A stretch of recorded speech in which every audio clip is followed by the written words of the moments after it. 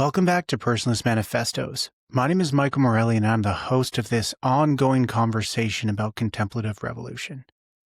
This is episode 36, and to tell you the truth, I'm a bit surprised it has taken this long to feature a long-form conversation about music. Music has come up in other episodes, of course, but this is the first time I've done a full-length talk about it, something so close to my heart. Because of that, it makes total sense I'd have my friend Joshua Leventhal talk about music. Josh is a worship pastor, songwriter, and performer, and we're going to talk about what it's like making a go at being a career musician when streaming and social media have totally changed the way music is made, shared, and experienced in an industry that can be so wonderful and so depressing at the same time. And speaking of music, next week's episode is also going to be about music. Punk rock, in fact. So stay tuned for that. And with that, here's my conversation with Josh.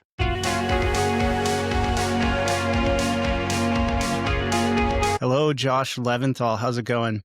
Good, man. How are you doing? I am doing well. It is rainy here. I presume it's rainy where you are as well. It is, yeah. It's pretty gloomy out. I've not really been outside yet today. After a very busy weekend, I'm playing house. Yeah. Well, actually, tell us a little bit about what you were up to this weekend, which will be kind of an indirect way of introducing people to who Josh Leventhal is. Yeah. On Saturday, I had a show at Trinity Western University. By show, I mean concert, which went well into the night. And I live in Chilliwack, so drove back after that. And then I also work full time at a local church here. So band led all Sunday morning, and then we had what's called Prayer Summit Sunday night. So led worship for that too. So between those things, basically all of Saturday, Sunday were entirely consumed with one form of music or another. Yeah. Okay, so that's the indirect entry point into who is Josh Leventhal. But what do people need to know about you? What is the most important thing about Josh Leventhal that people need to know? Well, it's funny. I think people would probably people associate me with music as my identity, but I think for the first half of my life, I would just said I'm a disciple of Jesus, and that would have been the only thing I'd really say. And I think first and foremost for the rest of my life, that's going to be the primary thing. But what I'm really known for most people is my music. I'm a songwriter and an artist. Have been at it for a few years now.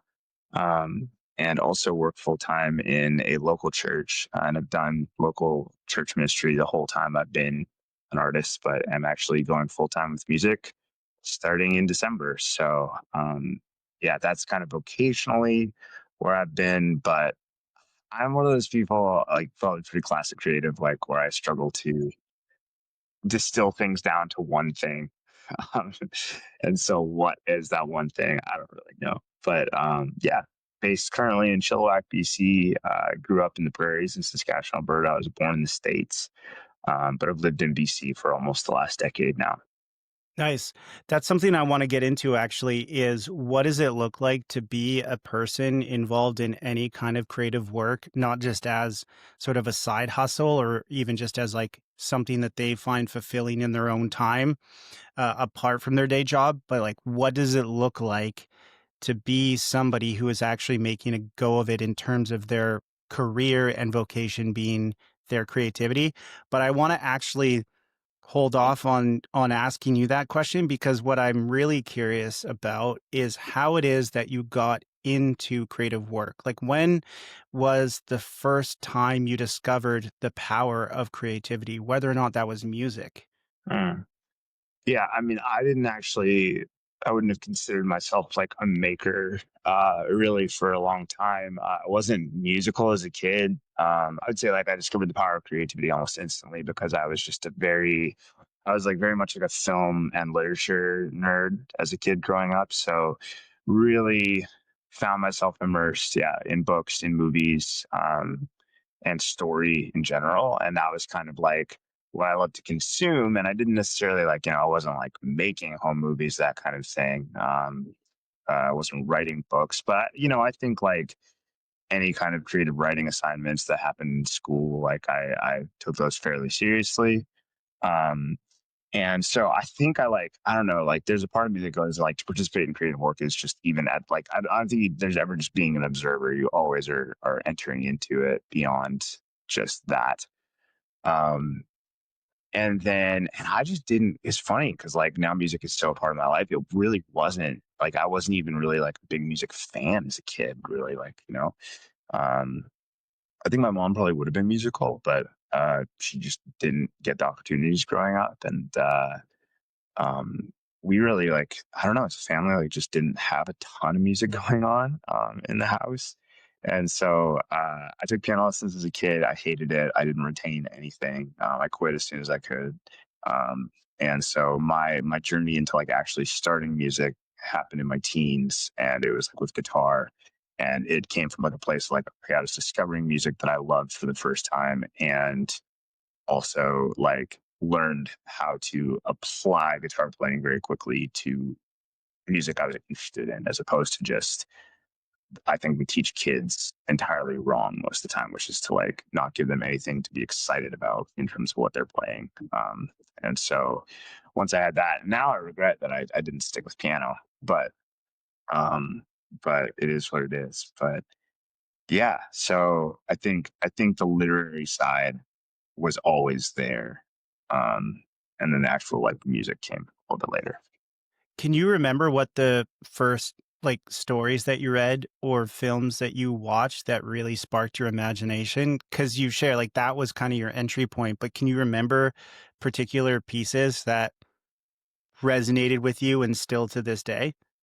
I mean, I think for me, like a lot of my imagination was probably caught up a lot in on the book side of things. I became obsessed with like Redwall, if you remember those. Oh, I remember Redwall. Yeah. Yeah, I Yes. I fell in love pretty early. I remember like doing like taking on chore assignments at home, like stacking firewood in the dead of winter in Saskatchewan to like save up to buy a hardcover the day it came out, kind of thing, of Lord Brocktree. That and Narnia, and then once I was a tiny bit older, Tolkien. Obviously, Tolkien has like probably been the most important part of fiction in my life, really. And then I'm trying to think of like what was like my most initial like movie connection. Like I think about like the stuff that really started to move me later. But I was also like, I don't know, I was like as a kid, I started like trying to like pursue some of the classics. So like even though I was like, I thought like I had a lot of stuff that I was enjoying, but I was like watching like, I was finding like 2001, like I was probably like 11, like watching Kubrick stuff because I knew it was an important movie. So I was like, yeah, great. Uh, Yeah. Bridge on the River Kwai and that kind of thing. Just like, Wow. and yeah, it just came from a place of like, I know these are important films, and so I'm gonna immerse myself in them. Um, but uh, but yeah, I mean, it's been so a part of me for so long that I can't remember what were like the most initially formative things. But those kind of some things that string to mind. Yeah. That's fascinating. I mean, how like this is pre-internet though. So how did you find out that these films were important? Like, was there somebody who was like, you need to watch this? Or was this just kind of like Josh's spiritual gift as 11-year-old being like, I really need some Kubrick in my life? Well, it wasn't like entirely pre-internet because like it was just early. So like Right. Okay. I was Right. You're younger than me though. So yeah, I'm so thinking of like my childhood yeah, being pre-internet. Yeah. I remember like I don't know how I discovered him, but I think probably like we had Ebert reviews published in like our local newspaper somehow, and I found his website, like Roger Ebert's website, and like I don't even know how many of his reviews I've read, like possibly thousands.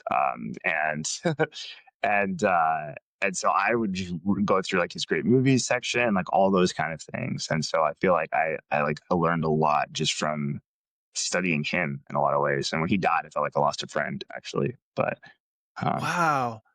That is definitely like pre-letterboxed. oh That's letterbox before letterboxed in like IMDb. yeah, no, 100%. Yeah. No, That's he was my interesting. go-to. Yeah. There's a quote from C.S. Lewis about like how part of like enjoying a thing is like in sharing it like I can't remember exactly how he said it, but basically like that like your enjoyment of something like incarnates in your experience of it with others, like and like and he like leaves room for that to not just be social but like almost a parasocial like reading review kind of thing.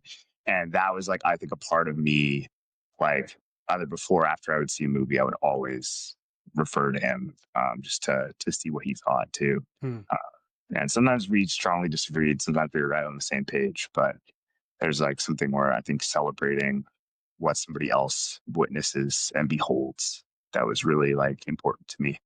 Yeah. Yeah, for sure. I mean, it's possible to be mentored at a distance just through Yeah. writing.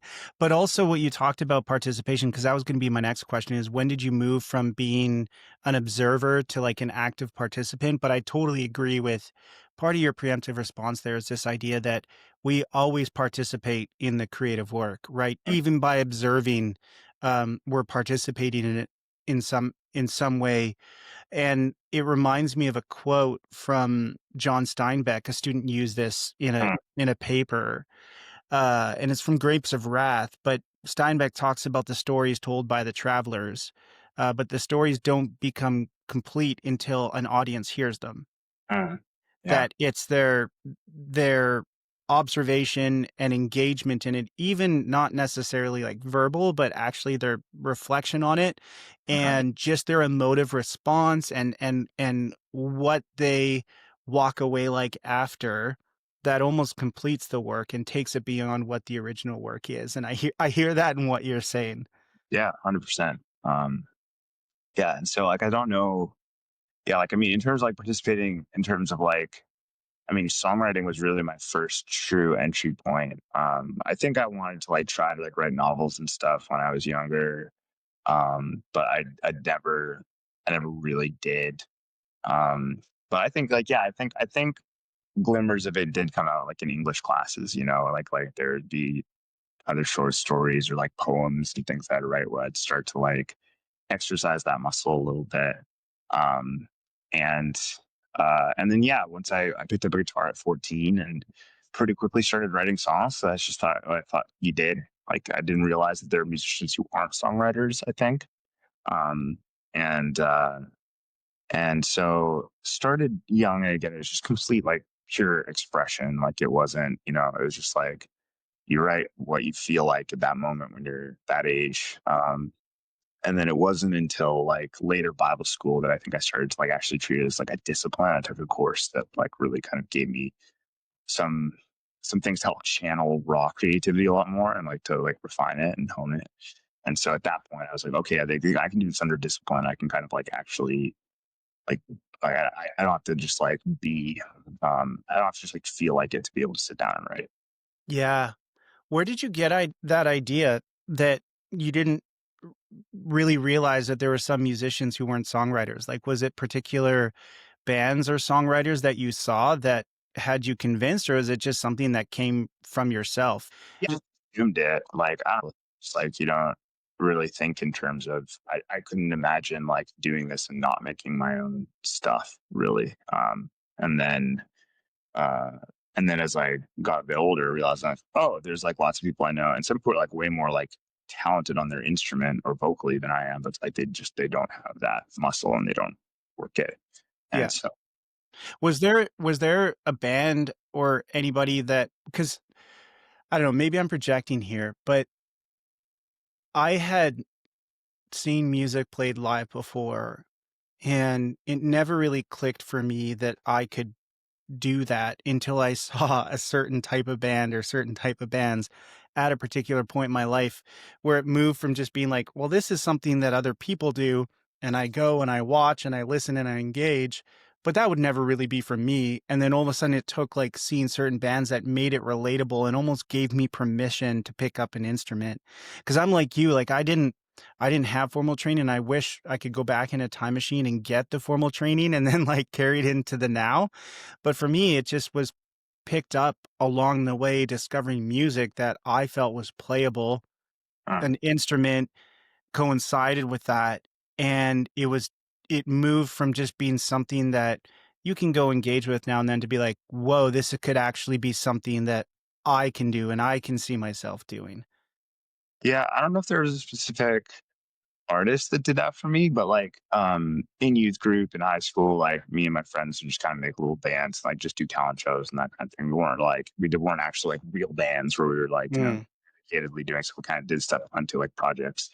Um and so it just became like a thing that was just like a natural part of being a participant in that friend group.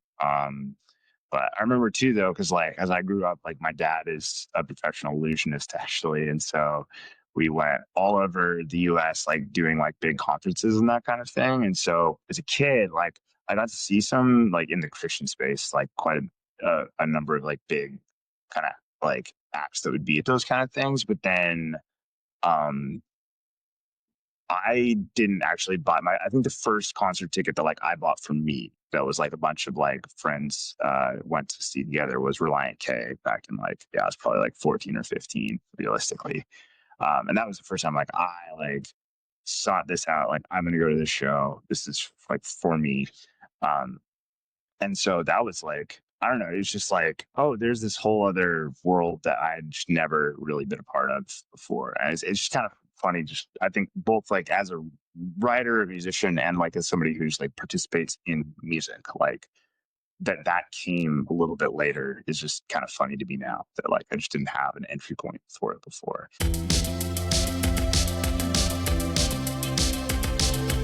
Even now, I still feel like I'm kind of like outside of the loop. Like major acts will come to town and I wouldn't even have known they were here. And like I'm not like able to like always follow that that's like happening, which is too bad. But when I can, like I want to be aware of those things. But sometimes I completely miss it. Like Bleachers was just in town like a few weeks back, and I like had no idea until I saw people posting in their stories. I'm like, oh my gosh, I completely missed that. Yeah. Well, I I'm sad I missed that too. Yeah, because there are some bands that I catch. I mean, I have apps now that are like secondary sales.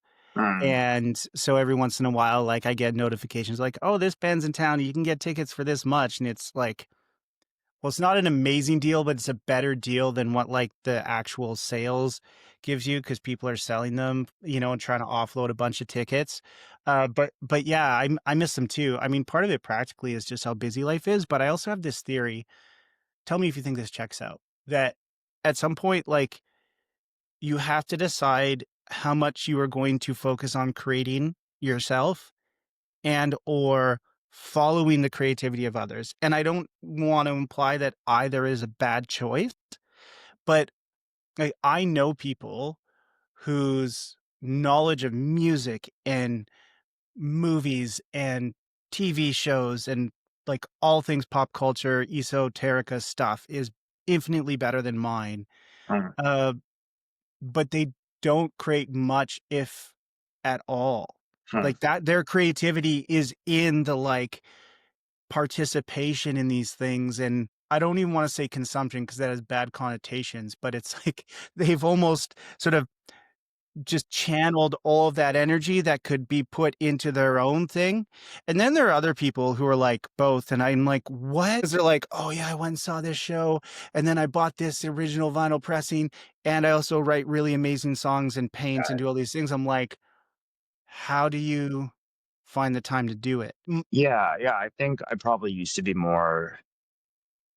Yeah, and part of that I think comes with just getting older. That like you generally like, yeah, like I haven't tried to see a movie on opening day in a long time, whereas that used to very much be a part of my world. Um and with concerts, I don't know, like part of it too is just like concerts are often like an ordeal. It is planning, it is travel, like a lot of the time, even if it's not extensive travel, like it's also, and especially it's like Saturday nights being in church, it's just like hard. Uh and and they're becoming so flippin' expensive. Like I Mhm. saw a thing the other day that like Live Nation's guy is like trying to like, and he's a nightmare. He's like, uh, Live Nation is the bane of the existence of creativity. But he's like talked about like wanting to basically make um concerts like a luxury lifestyle. The goal would be basically that it really like is a sacrifice to go. Um, and like basically it's like people buy Louis Vuitton bags and they go see X. Like those are equated basically. And that's just so gross to me. But yeah, because like, I would probably argue that like, you know, nobody needs the Louis Vuitton bag, but you do need live music in your life in some form or another. I'm with you. Like the older you get, and then if you happen to be in a city that has a lot of really great bands coming through all the time, you get kind of spoiled and you say, "Oh, I'll see them next time." Yeah. And yeah, just the heavy lift of, driving down to the venue, parking, the amount of tickets, and then you're probably going to eat and you're going to stand, all those sorts of things. Sometimes you're like, I'd just rather not. I'll just, skip in and get them next time they're in town. But actually, for me, every time I go, I never regret it. It does say to me that despite all the effort and despite how expensive it is, when I do make the time for it, it is worth it. But also, other people are still making time for it too. Like, despite how hard it is, to make a go of it as an artist, and then despite how hard it is to just afford going to see an artist that you like, um, people are still showing up. And I'd be Yeah. interested in hearing your thoughts on why that is. Like, what is it about, despite it becoming like a luxury, why is it that people are still going at significant financial cost to themselves? I mean, I think for the people who it is a luxury item, that's just what it is. Like they're just gonna do it because, oh, I just want to be seen there. But Mhm. I don't know. There is a piece of that, you know, what you're describing, what that Steinbeck quote was saying of like, you know, that there is a different way that it is that kind of creation happens when it's in a setting that's beyond just uh recorded thing. And one of the things that I think that's been fascinating for me in like terms of if I think about like concerts is that sometimes a song that hasn't clicked with me on a recording will like come alive to me suddenly at a show. Like I'll be like, oh, I get why that song matters now. Hmm. And I can even see that a little bit in my own work. There's this one song that I have that hasn't done like bad on streaming, but like compared to like some other stuff, it's not like even close. But I just had a feeling when we did it, I was like, this is going to be like one of the most important things I do live. Like, I just know it's going to be. And I don't know if people are going to feel that until they experience it live. And that is how it's played out. Like, I think it is like one of those songs that people just in a recorded experience, they're like, they could take it or leave it. But like in a live setting, it kind of becomes one of the biggest moments in a lot of ways. Which song is that? That's Air, and that's like spelled like Heir, not like AIR. And yeah, that it is, yeah, kind of one of the more powerful moments. I think a lot of times it definitely was this last Saturday when we did it. Um, but it's just like, it's kind of like an afterthought for people a lot of the time in terms of my discography. But Hmm. yeah, I mean, feel free to pass on the question, but what do you think it is about it recorded versus live? Like, what's the difference playing it live that makes it so powerful for people, if you were to describe that? Or maybe you can't, and that's totally fine. I think it's singing it. Um, I think it's like I think it's actually people using their own voices to sing it out loud. It is like something where you move from kind of a place of like, this is something I'm just like hearing, to something that they're like actually participating in a bit of a different way. Because my music tends to invite participation like on a processing level more than like a like, I mean, there's times where like I do have some like, you know, simple like just banger hook choruses that are like, you know, everybody just belt this out. But like a lot of my stuff is not like based around that. It's like a lot more based. It's like much more introspective. It's a lot more, um, yeah, just like sit with this and kind of like let it invade you almost. And then that that song kind of hits, I think, more of the like participatory. We're just declaring something together really emphatically.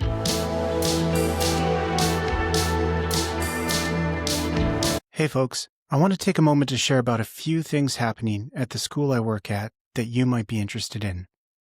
The first is a micro course on violence in the Old Testament, taught by my colleague Dr. Joel Karitko. It starts on October 20th, it's totally online, and there's 4 credit and auditing options. So if you want a chance to take an informed look at some biblical passages that a lot of people avoid, this is it. The second is a micro course on political theology that I'm teaching starting November 3rd. Again, it's totally online with 4 credit and audit options. It's an exploration of politics within the Christian tradition, in and beyond the Bible, and ultimately, it's designed to help us figure out how to be real people of peace in divisive and volatile political contexts. Third and finally, there's a free seminar on Karl Barth's theology for the church on November 5th. Somebody by the name of Dr. Marty Folsom, a Barth scholar, is presenting. You can attend in person if you're in driving distance, or you can attend online. I put links in the show notes so you can get more info on how to join in the theology fun. But also, if you want to send me an email or a message, you can find out more that way too. I hope you join in some of these things, or maybe even all of them. They're going to be awesome. Okay, now back to the show.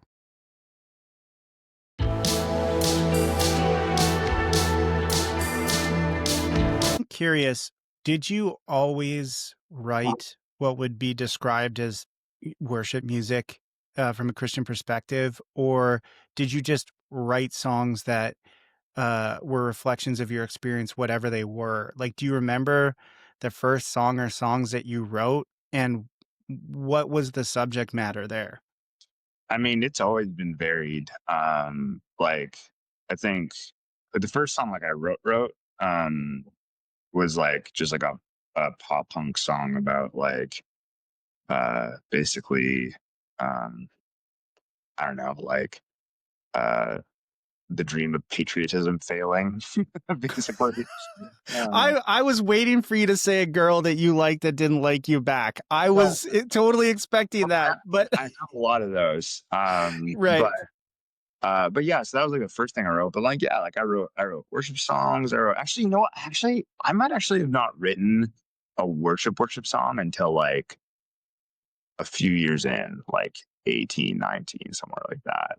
Um, and, uh, and, but like, I think faith played its way into like a lot of my stuff pretty regularly. Um, And like it's funny because like the stuff I released under my own name, I still wouldn't even necessarily. I would have used to have probably called it worship music, but now like it's not particularly congregational, and so I just like I guess devotional music is like kind of how some people will describe something like that. But like yeah, it's like they're almost like sung prayers.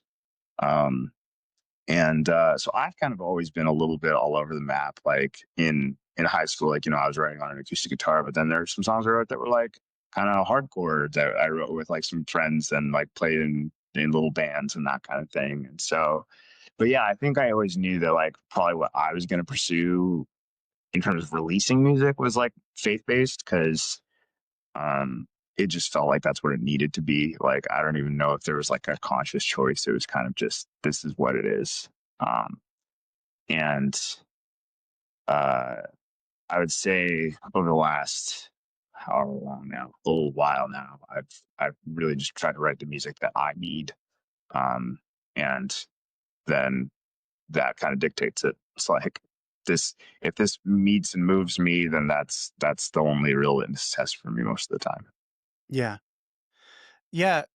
I mean, it is interesting because I think your music, having, listened to it a lot and seen you play it live, it straddles the categories of, what some people call worship music, and then others would just call like singer-songwriter music that's dealing with all sorts of experiences and perspectives, including faith in God. And I think that the term devotional does actually helpfully describe what it is that you're up to, because most of the time you were singing about God or to God.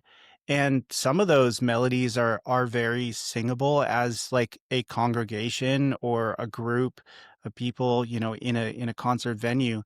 But yeah, it doesn't fit some of the typical molds of contemporary praise music, which is probably why I like listening to your music.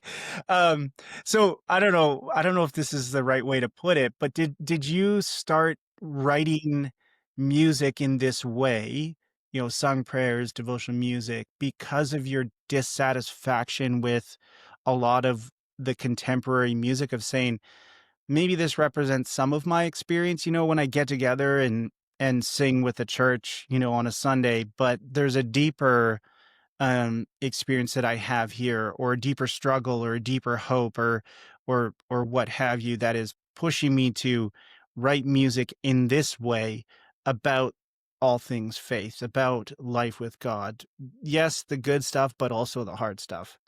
Yeah, I think like my it's not necessarily like in reaction to like music that's like that doesn't do that well. I don't think so much as it is like filling like kind of approaching like where I see an absence of that. And I think again, that's not even like a mandate so much just like this is what kind of comes out of me. And as I do it, I think um yeah, I just like I have like I think a heart that's like really tuned to people's like cynicism and disappointment, and like I think there's a place that I find I love to go that like kind of meets people there, but doesn't live in the places of cynicism and disappointment. If that makes sense. Like the way I've kind of described it before is like it's fully honest without betraying reverence or hope. That like I think a lot of music in the faith space tends to think that to be reverent and hopeful, you have to smooth out all the edges and just make it really, really quote unquote palatable. Even though I find the more palatable it is, the more, the more, the worse it goes down for me personally. Um, and then for people who feel like, okay, no, I want to be like honest, I want to actually like really like tear into the meat of this, they feel like they can't do that in that space, and so they forsake reverence and hope, like, and they start to kind of go the for lack of a better word, the Derek Webb or the Gumber route of like they just kind of stop straddling the line of like of offering that. And it's just kind of like, nah, screw it all. And there's still like a place they're trying to find it, I think, but it is distinctly like unaligned with the church at that point, you know? Yeah, well, I think that is, in a way, like the songwriter's version of the wider phenomenon of deconstruction, and not the type where it's like, okay, I grew up in this type of faith context, and this is what I was taught was right. This is what I was taught was wrong, and I was told not to question it. And I'm actually starting to ask some questions, and I'm starting to experience a transformation of like my faith and my life with God as a result. But the type that is like, I'm dismantling all of it and leaving it behind because, for whatever reason, it was so Yeah. problematic or so traumatic, or it's not resonating the way that it did, or maybe it didn't resonate ever. And now I'm just leaving it behind. It's almost kind of the creative version of that. And it is, I think, problematic where we feel like we have to play into the either ors that are sort of given us not just by like the sort of Christian world, but just like the wider world and like industries really, Uh-huh. of one industry that's like, okay, it has to be definitively Christian and sort of fit into this, or it has to be like top 40 radio and fit into that. It's like, well, what if I'm trying to actually take some of the things of that world and not totally leave it behind, but actually just occupy that in between space for people who are like me and wants, you know, creativity that is occupying that in between space. Yeah. Yeah, 100%. And I think like, I don't know, because like, I mean, people have different meanings. Well, like what, when you say deconstruction, that can mean different things to different people. And it's unfortunate that there's not a consistent definition. But like the reason I don't prescribe to the word personally is I would say it's probably the closest, like, if we think of like what agnosticism is to atheism, like it's almost like deconstruction is that to apostasy. Like, Hmm. it's like, Um, it could mean something really beautiful, or it could just mean I've forsaken any form of like orthodoxy. Um, and and I would more like lean towards like, no, like I am firmly orthodox, but just like the way that like orthodoxy has been defined under evangelicalism under a certain like place is not like historical orthodoxy at all. And so it's like, um, I want to be deeply biblical. I want to be deeply committed to like yeah, I think what it means to actually be in the kingdom of God. Um, but that some of the ways that it's been defined in spaces over the last while is like not actually like it's we've given the illusion that that is what like actual genuine faith in Jesus is when it's like and so, but like I wouldn't use the term deconstructed because again, that it feels like almost like apostasy light most of the time. Hmm. And that's why I've like steered away from it. But Yeah.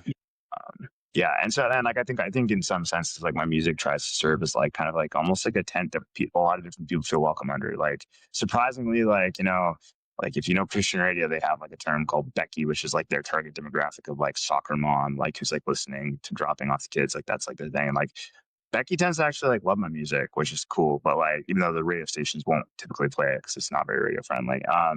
But then also people who either don't know Jesus at all or like don't know where they are in their faith, they'll love it too. And like kind of everywhere in between. And like it for it to be kind of an invitation where like a lot of people feel safe and at home in it, I think is really important. And yeah, I think that's been something that I've really tried to like, yeah, have my music kind of be a bit of an invitation to people of like, of and in the same way that Jesus does, where it's like I talk about sin, I talk about sanctification, I talk about um, all those things in very like sometimes graphic terms, uh, but also but also like you know there's a real like come to me all who are weary and I'll give you rest and take my yoke upon you and and just like leaning into like I think the permission that the Psalms and even Christ in Gethsemane himself give to like actually like air your grievances in full and not just like wrap up everything neatly in a bow. Um and so yeah, that's like kind of I feel like part of the heart. And so like for me when I say like, it's like I'm going full time with music, I don't say I'm leaving ministry. Like if anything, I'm like just like I'm stepping full time into this form of my ministry, but it's like I'm just not on church staff anymore for this.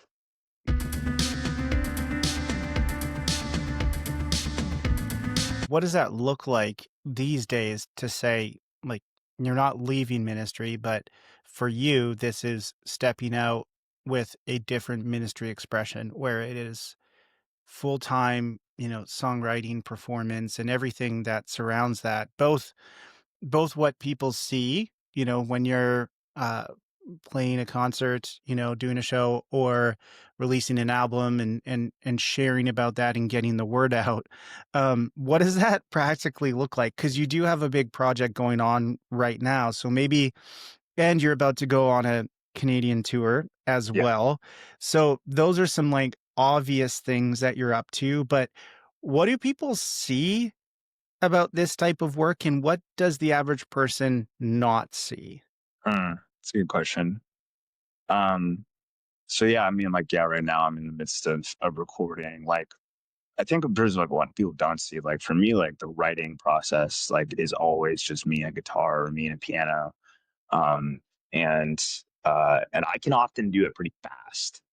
Like it's the production that's like where you get collaborative because like I there's just people I trust with the production side of things so much more than myself. Like I never try to self produce because I have like creative ideas, obviously, but I've just met humans who are way better at that side of things, and I think they're participating. So that's the more like involved process.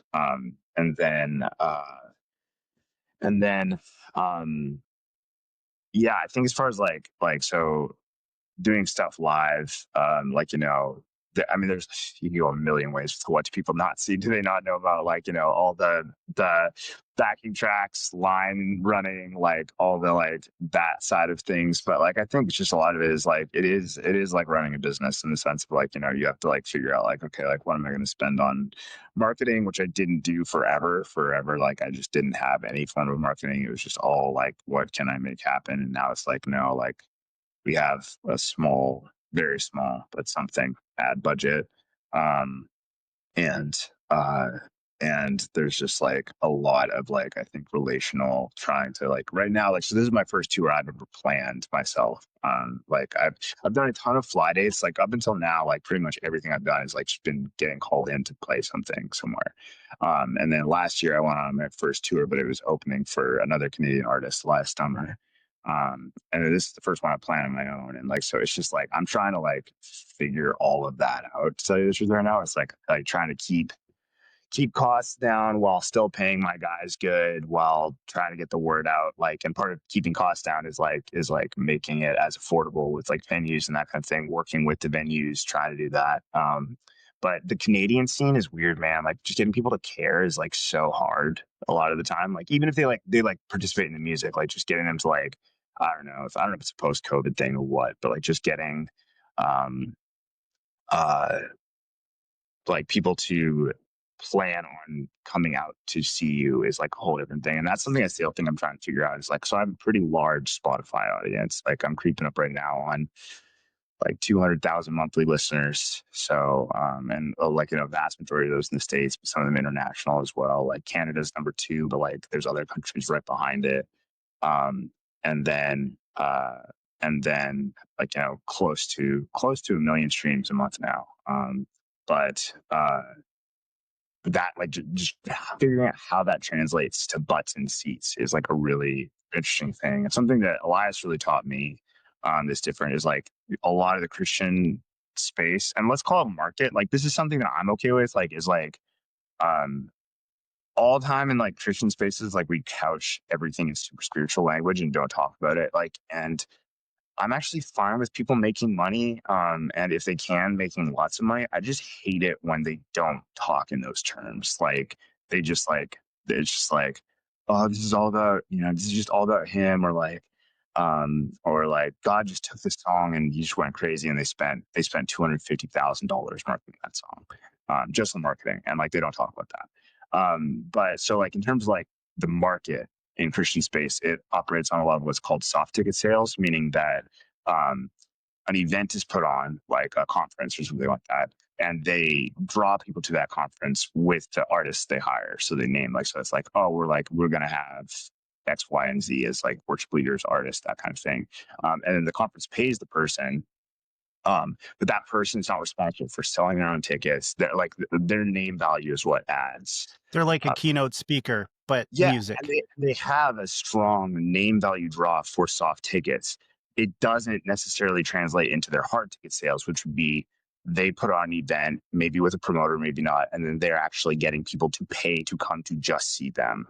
Um, and so that's the latter is what I'm doing, which is like going like, okay, I've only ever done really the soft ticket side of things where people bring me in for their event, and they pay me, and there's no like impetus on me to kind of like sell tickets because I'm not going to be sharing in any of that revenue. What I'm doing now is going like, no, I'm just going to like sell tickets, and I either make money doing that or I don't. Um, and so that's the thing I'm trying to figure out is like, how do you do that well? And the truth is like, it's really hard to do in Canada. And eventually I'm American born. So eventually I'm going to try to do it more in the States, even while living in Canada. Um, but yeah, that's a huge part of the thing. It's just like how much goes into that side of stuff. Yeah. And it's funny because we live in a space too, where like, there are some artists who just like really love like I have no problem like sharing slices of my life. on social media and like, and like that kind of thing. Like that's fun for me to do. But like I would much rather just do it like a, hey, I feel like saying something or showing something. I just do it. But these guys who are like they can basically monetize literally anything they do. They've made like very highly curated reels out of like any moment of their life and they like put it to their songs. Like and just constantly it's like a content machine like that. That is exhausting to me. That doesn't fill me in any way, shape, or form. But that is like really something that goes a really long way in the space. And so not doing that and just like trying to figure out like, okay, like what does my online presence look like? Because that is the reality is like, for like a lot of these guys is like, you just have to have that. And what's funny too, is like, I'm fully indie. Like I don't have a label. But even if you signed to one, it used to be, that like they would basically build you like you would be giving them 80% of the revenues you generate uh and you only keep 20 but they're like you have no expenses and they're the ones pouring into all that marketing, all that development, all that stuff. And now like if you sign with a label you might still be in an 80-20 deal, but they want to know how big is your audience, like what have you done on your own, what have you built on your own. And so for me I'm just like, well, I mean, maybe I'll sign someday, but like if I've got to build it all myself anyways, then I'm just gonna like do what I can, right? And so, Yeah, because then you actually have creative control, right? Like you can 100%. do it in the way that you want to do it, and you have the right to say yes and say no because you're the one who's putting in all the work and sort of it starts and ends with you. I mean, having been in bands before, I remember one of the things that we did early on, and this was just in Vancouver. It wasn't big at all, but just being in a college band and playing shows, it was like you start out with promoters. And then what we realized really quickly was try and make friends with the venue and then Uh, just with them and bring your own sound guy. Choose your bands that you want, make your own posters and do all of that because, the amount of like what you have to give up in order to have a go-between, unless they're a really awesome go-between that you trust and mhm. really is working for you, it's just better to just go like direct to the venue or go as direct as you can. But I mean, things have changed so much, and that was part of my curiosity was to hear about how things like streaming have made music more ephemeral than it already is. And yeah, like the way that you described that, the okay, here's how many listens I'm getting a month. Here's how active listeners I'm getting, which is a lot. Here's how many followers I have on social media, but how much of that translates to actually people showing up to Yeah, a concert and how the economics of that work. And not necessarily I'm like, here's your 5-step plan to like bringing the in-person attendance in line with it, but I would be interested to hear you speak directly to how has streaming and like the ever increasing ephemerality of music changed how all of this works for you at a practical level. yeah, 100%. Everything is always trade-offs. So the trade-off with streaming is like per stream revenue is terrible generally. Like, like you have to have volume. So like, if people used to buy a CD for 10, $20, that was significant. It's like, if you get X number of people to buy CDs, like that turns into significant money quite quickly. The difference, the thing that's not advantageous about like those are single sales that happen, like once, and then no matter how much that person spends that CD, that's it. So with like streaming, the benefit is that it is ongoing. It is like it is something that continues to come in. And so like that is actually like, so in terms of like what I'm about to be doing is quite volatile in the sense of like I'm not going to be playing shows all the time. But I do have a consistent kind of amount of revenue that comes in via streaming because it's like, okay, if you're kind of consistently hitting these numbers, you're going to consistently see about X amount of dollars come in. And so it's not enough to live off of, but it is like, okay, this is like a financial base that just exists at all times. And so that is really helpful. It's also really helpful for like audience generation because like again, Spotify is like such a love hate relationship because they pay the worst per stream. They're doing like all sorts of things in the market that I find really gross, but they also have by far given me the most reach and expanse of audience, and majority of my revenue comes through them because even though they pay worse per stream, the sheer volume of it makes up for that in a lot of ways. Um, but if they did pay better, then like I would be sitting very comfortably, but I'm not as a result of that. And then on the but then yeah, like it's funny because you have integrations where like it will show people that I'm touring on Spotify, that kind of thing. If they go to my profile and they're not just listening, because like that's the other thing, right? Is if they're listening through playlists, then they just see me in the playlist. They're not necessarily going to my profile to see the stuff all the time, right? Um, and so the trick for me now is figuring out like, okay, how much do I have to tour to generate like the compensational revenue for everything else? Because then they feed into each other, right? The more people know who you are via streaming, the more they're likely to come see you live, and the more they've enjoyed you live, the more they're likely to stream your music. And so like that's kind of the rotation that you got to find.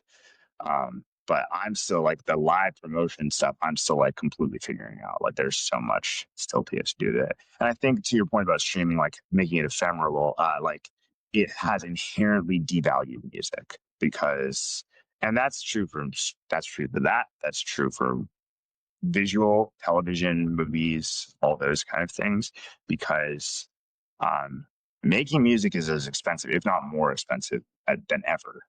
It is very expensive, and like, and the standard quality is like so much higher. Like, I mean, what like used to be like, you know, what a studio would have paid to have an album recording, like some of the sounds on that would be like amateur level now considered, like, you know, like something like I like listen to like old bands that I love, and I'll be like, man, like that snare sound could never get like that they would that person wouldn't have a job if they were an engineer who made the snare sound like that. um so it's just as expensive as ever, if not more. But but people don't like you value what you pay, what you buy. And like if I'm just paying like a flat fee to like, and I'm not owning it, I don't own any of this stuff, it's licensed. And there have been plenty of conversations done about like what that looks like in terms of like our relationship to things that we don't actually own. um uh and so like, man, like I'll have artists that I love, and I might like an album might come out and I might not listen to it for a while because it just hasn't really uh like there's not that obligation of like, oh, I went to the store, I paid for this, and now it feels right to consume it. And so there is that like kind of inherent devaluation, I think, that happens with it.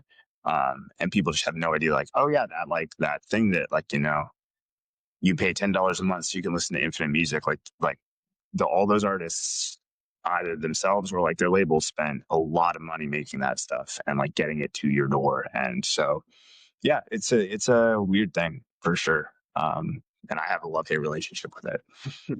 Yeah. I mean, I have this happen because I'm a collector of things. And so people be like, "Oh, have you heard this band?" I'm like, "Oh, I don't know if I have." And then I'll look them up and like, "Oh, I added that album like a month ago and I just haven't listened to it yet and I forgot about that name." And Yeah. maybe this is an encouragement to actually dig into it because somebody I respect told me Mhm. like you should listen to it. But even for me who values music so much, like the pace with which it's coming in on like, you know, new albums, and you're like, "Oh man, they have a new album out," or "This is a reissue," and you just like compulsively add everything. Mhm. And then some of those things get through and you really give time to it, and others it's just like it falls away into the ether.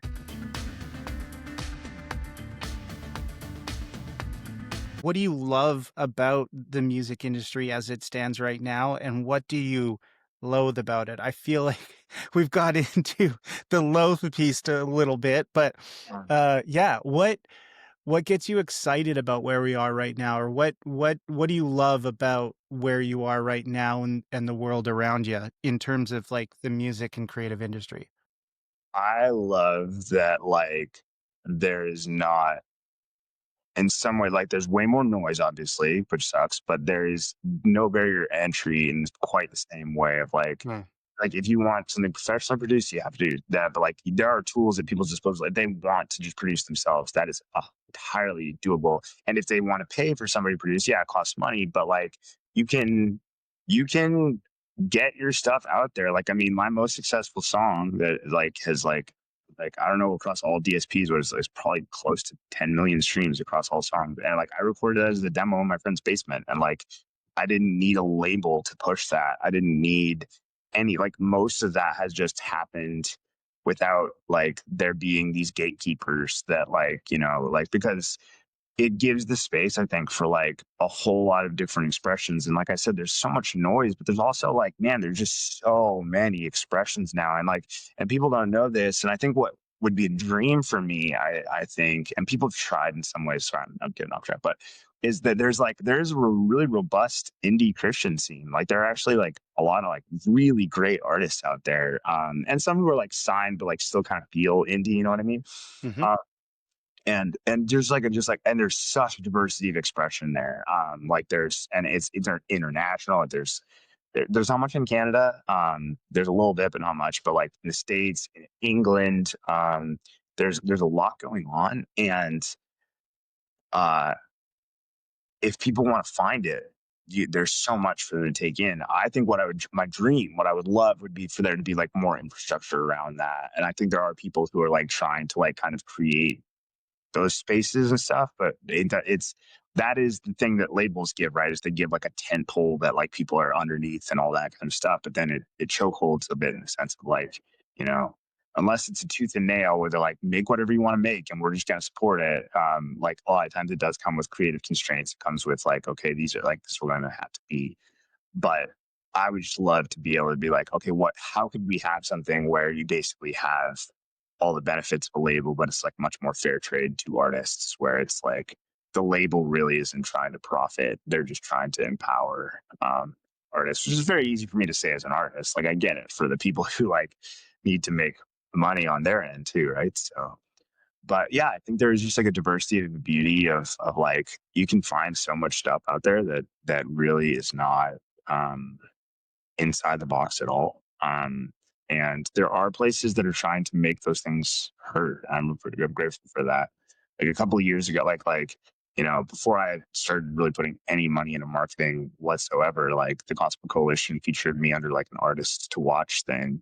And they just did that because that wasn't a connection. That wasn't anybody I knew. That was just like something that happened. And I think that like the fact that like the internet does give that, it gives the ability to like kind of flatten the playing field in some ways. I'm really grateful for.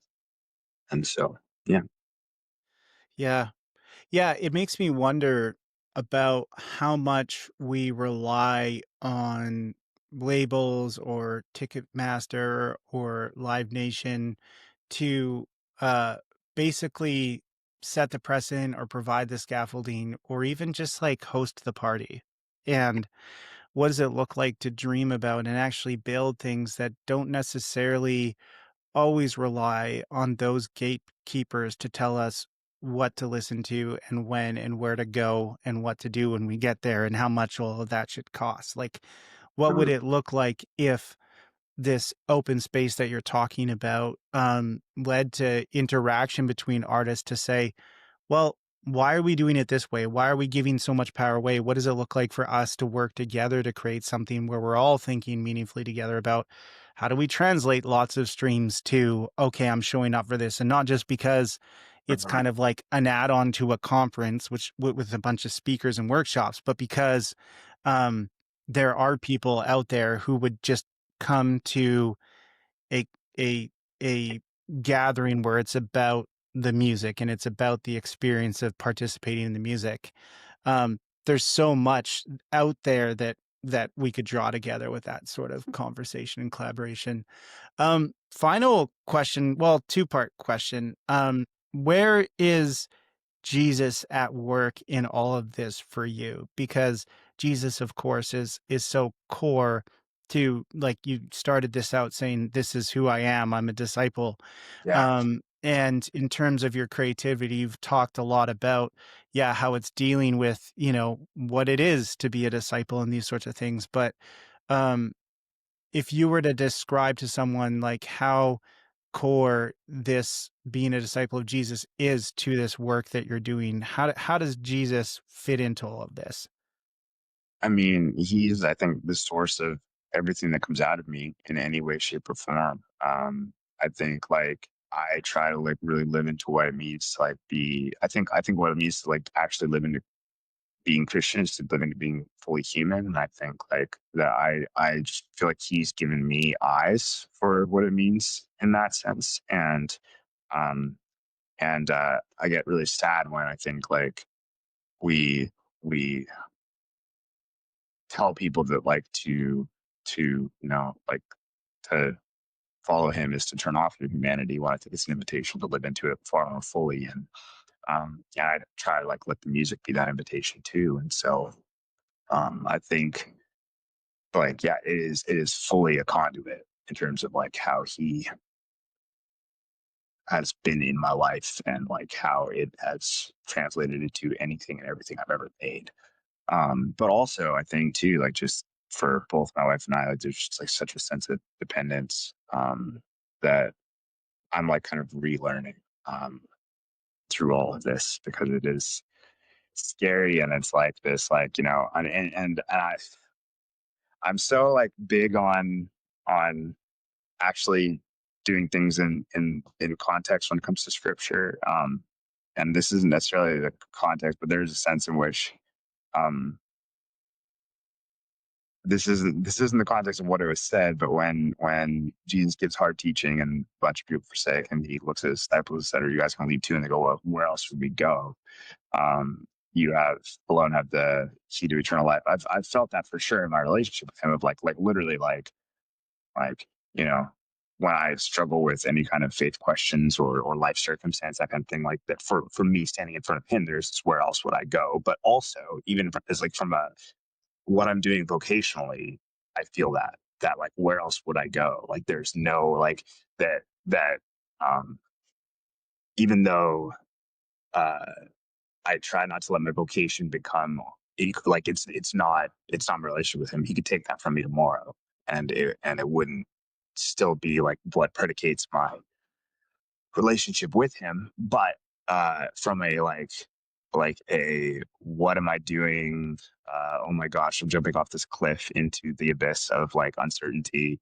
There is a bit of like this. Where else would I go? Like I like the the expression of living into my humanity under the banner of his name feels tied to this right now for this season. And I really can't imagine anything else while he has me at this stage. And I want to be open handed and go, hey, like if you take this from me, it was never mine in the first place. But also like as of right now, this is what I see before me, and this is what I'm gonna step into. Yeah. I think that really helpfully describes even the perspective from which you write your music. Right. It's these little sung prayers at particular moments in time of like, this is all I got for you at this point, and I've got nowhere else to go. But even the current album that you have, like, and then this was going to be the final question I had is, what are you working on right now? I mean, you're going on tour, but you're also working on an album that you did crowdfunding for and successfully raised a good amount of money in order to produce that. But it feels like the album that you're working on, which is going to be two parts, as I understand it, is really much doing what you're talking about, but not doing it just from Josh's perspective, but doing it from the perspective of particular scriptures and people in the scriptures, and trying to inhabit that perspective to Yeah. tell this ongoing story of this God who walks with us. Yeah. So yeah, working on a multi-volume, 3 volumes actually. Oh, 3 volumes, one for each person of the Trinity. I'm sorry, I should have known that.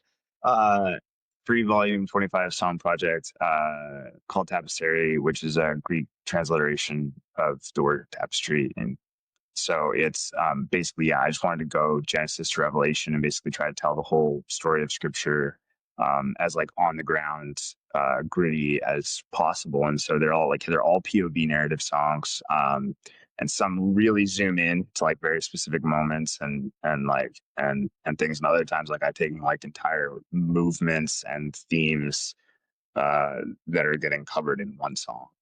And so it's not kind of one or the other, but it's like it is that. And like, I found out in Bible school that actually I am a bit of like an academic nerd, which I never liked school until then. Like, and I was like, oh, I just hadn't found things like I really loved like learning. And that's like, okay, I do love learning. And like, I kind of can't help but think about this, like almost in like, okay, in terms of like theses, like, okay, like what is the thesis of like this book or this narrative, and like, and trying to like, and when you really distill it down to that, um, what does that look like? And my kind of my hope with it is that like, it's funny because like, as an artist, it's very easy for me to talk about like just like I think where a lot of Christian art fails is how utilitarian it is. Like it's like when we think about Christian movies, like it's always like it's just message completely at the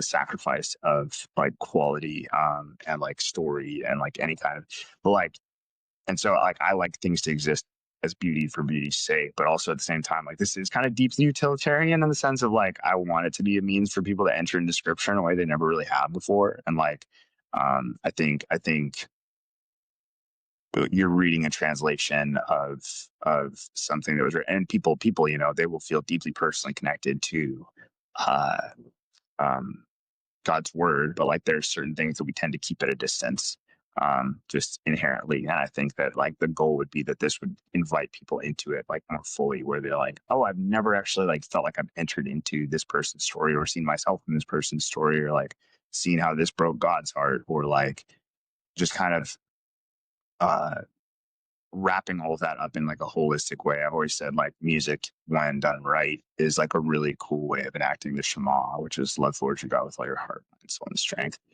And that like it has the ability to like kind of do all of that at once. Like you can respond like cognitively, emotionally, willfully, all in like that's kind of what music does. It just marries all those things, marries head and heart and will and soul um and so it's like, okay, like what does it look like to apply that to like understanding God's word? Like just like, yeah, taking that kind of approach. And so yeah, it's ambitious. It's something that I've never quite seen done before. I've heard lots of narrative songs based around like Beatles. So I had written some prior to like tackling this project, but like this is like a really focused thing. Um and so yeah, I'm very excited for what it is, what it will be. It's like not fully written yet, but volume one is fully produced, and we're gonna release a couple singles, and the last one will come out before the year is over, and then the full record will come out next year. And then gonna try to start volume two much sooner than later, and then yeah, Well, it's encouraging to hear that despite, streaming and where the industry is at, it being overwhelmingly biased towards singles and all the fanfare and the flashy things surrounding it, that there are still people who are doing what you're doing, and there's still people showing up for it because people gave, a lot of money to help support you doing this. And I find that so encouraging that like one, there's people doing it, but there's also people who are saying like, I'm gonna show up and I'm gonna invest in this. It yeah, gives me a lot of hope for the arts. And I actually posted about this last week, but um I went with my wife and a friend to go see the Swell Season play at the Orpheum here in I Vancouver. And also isn't that um in high school. I was like once yeah, there movies. yeah, no, it was so great. And they played some of their old songs, they played some of their new songs because they just put out a new album. But what I loved about that particular experience was that it was four musicians. It was like acoustic vocals, like yeah, so Glenn Hansard singing, playing guitar, Marquita Glova on the piano singing. They had a bass player and a drummer, and it was a packed theater. Yeah, And there was lights, but it wasn't like super showy, wasn't big budget. Um, it was just like meat and potatoes, like folk rock. And yeah, the feeling in that place was like, man, that's enough. That's more than enough for the yeah. type of thing that brings people up and brings people together. And some of the best parts where they like, didn't even have the mics and we all sang along together. Like they were in Canada, so they covered a Neil Young track, Oh, and then cool. they ended with Leonard Cohen's Passing Through. Um, And it was just like, man, despite, all the things that we're talking about that make music difficult to produce and share with the world and make a living out of it, there's still something that's getting through. People are still showing up, and people are still showing up to sing together and laugh together. And as long as we have that, maybe things won't be so terrible, even though it feels like some days it will be. So thanks for taking the leap of faith to do that. And, to the people that are responding, keep responding. It matters. It's worth it. So thank you, Josh. Thanks for your time, and all the best with your endeavors, your recording, your tour, and that sort of thing.